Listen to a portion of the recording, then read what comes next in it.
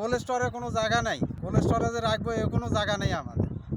আলু রাখি কোথায়? আলু স্টোরে রাখা যাচ্ছে না, স্টোর নিয়ে সিরিয়াল সবাই নাইও, একদিন 2 দিন 3 দিন না থাকলে বস্তা ঢুকান যায় না। স্টোর সিন্ডিকেট করছে, বিক্রি করে দিচ্ছি 10 টাকা কেজি, 400 টাকা মণ। 400 টাকা মন। এতে করে আপনার কি কি হলো? এতে করে প্রতি বিঘায় লস কত প্রতি হলো? বিঘায় 30-40 হাজার টাকা করে লস। মানে বস্তা প্রতি 50 টাকা করে নিচে ওকে 80 থেকে 85 টাকা 90 টাকা কেজি আলু কিনছি, বীজ কিনে আলু গাছছি। আলু বাজার আসতেছে 10 টাকা কেজি, তার উপর নেয় না। তারপরে হলো আলু স্টোরে রাখা যাচ্ছে না, স্টোর নিয়ে সিরিয়াল সবাই নাইও, একদিন 2 দিন 3 দিন না থাকলে বস্তা ঢুকান যায় না। স্টোর সিন্ডিকেট করছে। মানে স্টোরে যদি আলু নিয়ে যান তাহলে ঢুকাইতে কয়দিন লাগছে? তাহলে আজকে নিয়ে গেলে হয়তো সকালে নিয়ে গেলে রাত্রে 12টা 1টা দূরের দিকে আসা যায়, না হলে পরের দিন সকালে, না হলে পরের দিন বিকেলে, এইরকম বিক্রি করে দিচ্ছি 10 টাকা কেজি, 400 টাকা মণ। 400 টাকা মন। এতে করে আপনার কি কি হলো? এতে করে প্রতি বিঘায় লস কত প্রতি হলো? বিঘায় 30-40 হাজার টাকা করে লস। প্রতি বিঘায় 30-40 হাজার টাকা সবারই, খালি আমার নাই, যায় কয়েকজন আমার সবারই। আপনার এলাকায় কতজন এলাকার কৃষক আছে আলু আবাদ? হাজার হাজার হাজার হাজার সবারই একই অবস্থায়। সারা পাতারি বাজার সব খালি আলু আর আলু, অন্য কিছু নেই। কোনো সরকারি সহযোগিতা আমাদের কোনো নেই। আলু কি বীজ কি সার, কোনো কীটনাশক ওষুধপাতি কোনো কিছু সহযোগিতা আমার সরকারের নেই, সরকার আমাদের থেকে দেয়নি। আর সব নিজের টাকা খরচ নিজে দেওয়া, যা আবাদ করি এখন লস খাওয়া লাগতেছে। সব ব্যবস্থা নেই, কি স্টোর আর কোনো ব্যবস্থা নেই। স্টোরে ভরা প্রথমে বলছে 8 টাকা কেজি লাগবে রাখা, কারো কারোতে হয়তো 1000, 2000, 5000 বছর বুকিং আগে নিয়ে দিয়েছে, আমাদের আলু গৃহস্থর আলু ঢুকেই নেই, তারিখে আলু ঢুকতেছি। যে আমরা 7,000, 7,500, 8,000 টাকা, বুঝছেন? এখন সেই আলু আবাদ করে সেই আলু মনে কর বিক্রি করতেছি মনে কর 400 টাকা মন।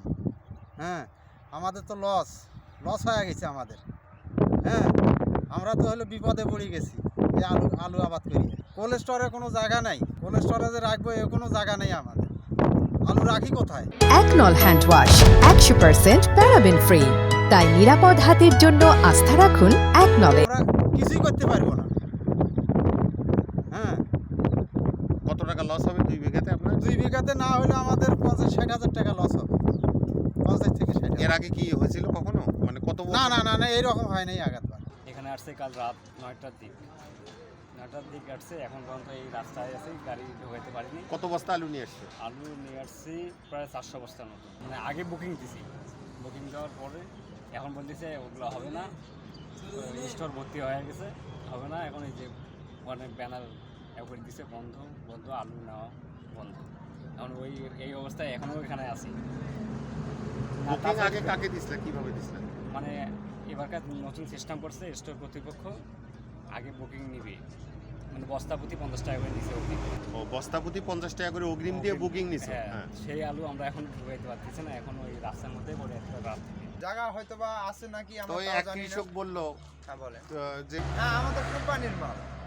এইসব অগ্রিম দেখা গেছে 50 টাকা করে দিয়ে ওরা মনে করেন যে ইয়ে করে নিছে। সে আলু আর ঢুকাতে পারতেছেন না। না, সে আলু ঢুকাইতে পারতেছে না। এখন কি অবস্থা? এই যে আপনাদের 24 ঘন্টা পার হয়েছে, এখন কি বলতেছে করতে? এখন জহরের টাইমের কিছুক্ষণ আগে ব্যানার নটকে দিয়ে হচ্ছে আর আলু নিব না, আমরা কালকে রাতে এসেছি, এখন জহরের থেকে ব্যানার নটকে দিয়ে হচ্ছে আলু আর আমরা নিব না। কৃষি বিভাগের পক্ষ থেকে পরবর্তীতে আমরা এই কৃষকদেরকে এই আলু যাতে কৃষক নিজ বাড়িতে মাচা করে রাখতে পারে সেই বিষয়ে আমরা কৃষকদেরকে পরামর্শ দিচ্ছি। আমাদের বিভিন্ন দলে আমাদের মাঠ পর্যায়ে উপসহকারী কৃষি কর্মকর্তাগণ তারা পরামর্শ দিয়ে যাচ্ছে, আমরা ডিপ্লেট বিতরণ করছি এবং সাথে সাথে আমরা এই বিষয়গুলো বিশেষ করে পুরো উত্তর অঞ্চলে, পীরগঞ্জ সহ উত্তর অঞ্চলে কোল্ড স্টোরেজ যাতে পর্যাপ্ত স্থাপিত হয় সেই বিষয়ে আমরা সরকার মহোদয়কে অবহিত করেছি। ফলে আমাদের এই উত্তরাঞ্চলে ভবিষ্যতে কোল্ড স্টোরেজের সংখ্যাও বাড়বে। সরকার ইতিমধ্যে উদ্যোগ গ্রহণ করেছে, ইতিমধ্যে আমাদের সারা বাংলাদেশে 100 মিনি কোল্ড স্টোরেজ স্থাপন করা